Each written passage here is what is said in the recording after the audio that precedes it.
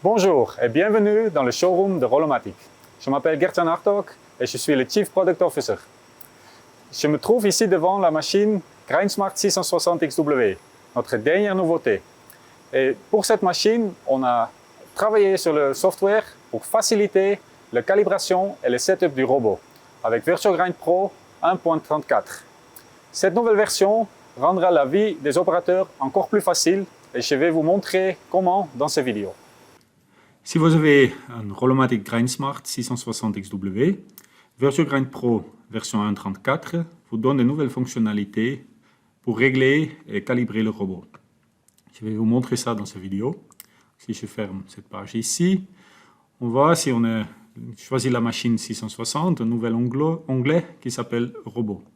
Si je clique dessus, on arrive tout de suite dans la page de contrôle où on définit le nombre d'outils à faire, la cassette de charge avec la position où se trouvent les premières pièces à charger et la cassette de décharge avec les coordonnées de la position pour décharger les pièces finies. On a aussi les boutons pour la charge et pour la décharge pour tester ces fonctionnalités. On a aussi un bouton pour mettre le robot en position de repos et un bouton pour poser une pièce dans la station de contrôle ou le shuttle de contrôle qui est unique pour cette machine et puis pour laquelle on peut utiliser pour aller contrôler une pièce. Ensuite, si on appuie sur Réglages, on retrouve les paramètres principaux pour régler le robot. On a le type de cassette. Si je clique là-dessus, on voit tous les types de cassettes que Rolomatic propose. On a le type de mort, donc on voit les trois types de mort qu'on a pour la machine 660 XW. Le nombre de cassettes, le diamètre du queue du blank ou du barreau. Si l'outil est plus grand, on peut définir aussi le diamètre de l'outil pour s'assurer que le robot ne passe pas en collision pendant la charge et la décharge. Et puis on a des paramètres par rapport à le bloc V, la distance hors mort et la longueur de charge et décharge. Une fois tout rempli ici, on a tous les paramètres nécessaires pour utiliser le robot sans problème. Concernant le type de cassette, il y a un petit plus ici, si je clique dessus, on voit toutes les cassettes qui sont définies pour cette machine. On a les cassettes standards, les cassettes Rolomatic qui sont déjà prédéfinies, mais on peut aussi en ajouter des cassettes personnalisées. Ici, on a un petit bouton pour ajouter un type de cassette. Puis on peut choisir une base de cassette Rolo.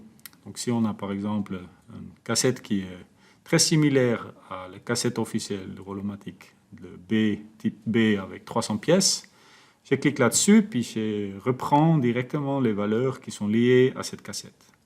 Je peux donner un nom quelconque ici, et puis ensuite donner le type de cassette le plus proche, l'incrément en W et en U par rapport à la distance entre les trous, l'hauteur utile du cassette, l'hauteur totale, le nombre de trous en W et en U, et puis la distance entre le premier trou et notre pied de référence qui est aussi utilisé pour positionner la cassette sur la table robot.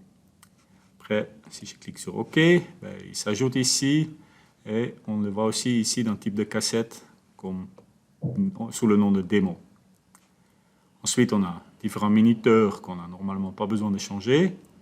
Et puis, sous calibration, on trouve des petits boutons qui nous aident chaque fois pour calibrer chaque besoin de calibration. Ici, on a pour le gripper, il y a une rotation qu'on doit aligner. Donc, si j'ouvre le wizard, j'ai les informations sur le type de cassette en utilisation et le type de mort qui sont importants. Puis si je vais sur suivant, il me dit qu'est-ce qu'il faut faire, où il faut aller. Il y a des images qui nous montrent chaque fois qu'est-ce qu'il faut faire pour cette calibration ici. Et puis, une fois qu'on est à la fin, j'appuie sur terminer et puis sa valeur sont automatiquement prises. C'est pareil, par exemple, pour cette opération ici. Si je appuie sur suivant, je vois ce qu'il faut faire, je peux sauvegarder la position, il me dit qu'il est bien sauvegardé, etc. Si j'annule, il me demande si je suis sûr de vouloir annuler. Une fois qu'on a calibré le tout, et puis si j'ai installé la version 1.34 pour la première fois sur un 660, il faut vraiment passer à travers de toute la calibration. J'ai ici mes valeurs calculées. Donc ici, il y a des valeurs qui sont tous données par ces wizards de calibration. Si j'ai besoin de changer un de ces valeurs, je peux recalibrer ou je peux aller dans l'onglet Offset Value où je peux donner des corrections, donc les petits offsets par rapport à ce que j'observe dans la machine pour, par exemple, améliorer la distance entre les morts ou le premier trou, de faire un offset sur les trous d'une cassette, etc. Donc chaque paramètre de calibration a son offset pour éviter qu'on doit recalibrer le tout de suite. Autre chose très utile dans le réglage, par exemple, si j'ai par exemple le type de cassette A500 et puis je choisis un mort qui n'est pas compatible avec ce nombre de cassettes, on a un message qui vient et qui nous dit que c'est impossible le choix que j'ai fait. Ce qui est très utile pour se retrouver avec cette nouvelle page robot qui est bien plus facile à utiliser.